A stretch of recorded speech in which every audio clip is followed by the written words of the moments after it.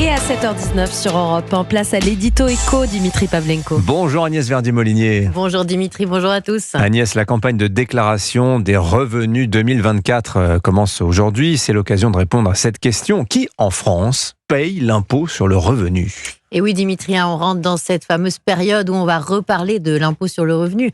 Impôt sur le revenu que seuls 45,3% des ménages paient en France, selon les derniers chiffres de Bercy pour 2023. Alors on est vraiment loin des 100% de la Suède et les tranches vont de 11% au-dessus de 11 500 euros à 45% au-dessus de 180 000 euros de revenus par part.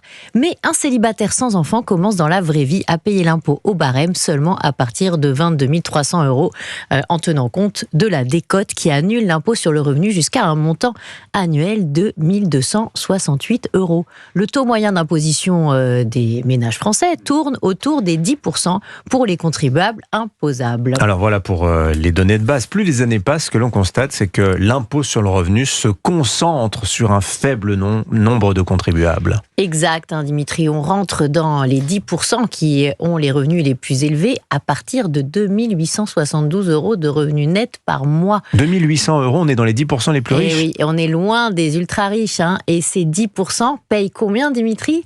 Plus de 75%, 75,7% de la recette d'impôt sur le revenu. 64 milliards sur 92 milliards de recettes totales. Et cette concentration de l'impôt n'a fait que s'aggraver depuis 2013, puisque en 2013, 10%, ces fameux 10%, y payaient 67% de la recette d'impôt sur le revenu. On voit la concentration qui s'aggrave. Alors c'est à cause de quoi ? Les allègements de l'impôt en bas de barème, sous François Hollande, mais aussi la surtaxe sur les hauts revenus instaurée par Nicolas Sarkozy.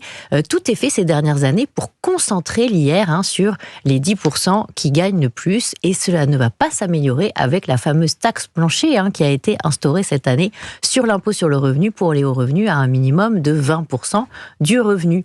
Plus les années passent et plus un petit nombre de contribuables assument la majorité de la charge fiscale. Et vous nous dites, Agnès, que cette concentration de l'impôt, ce n'est pas que sur l'impôt sur le revenu. Oui, parce qu'on pourrait dire, il y a l'impôt sur le revenu, mais il y a aussi la CSG. Mais même si on ajoute la CSG, le pourcentage est de plus de 53% de la note payée par ces 10% des ménages. Et si on ajoute, comme nous l'avons fait dans une récente étude de la Fondation IFRAP, taxe foncière, taxe d'habitation, impôt sur la fortune immobilière, droit de succession, on arrive à la conclusion suivante. Les 10% qui gagnent donc le plus, plus de 2 870 euros par mois, il paie là encore 52% de la note. On constate que globalement, donc, la charge s'aggrave et que c'est pas simplement une question d'impôt sur le revenu, mais que tous les impôts directs sont concernés. Les 10% paient sur tous les impôts directs 52% de la note totale. Signature Europe 1, Agnès Verdier-Molinier, qui a fait plein de riches ce matin en nous annonçant que vous étiez dans les 10% les plus riches à partir de 2 800 euros par mois net. Et oui, c'est l'entrée dans les 10%.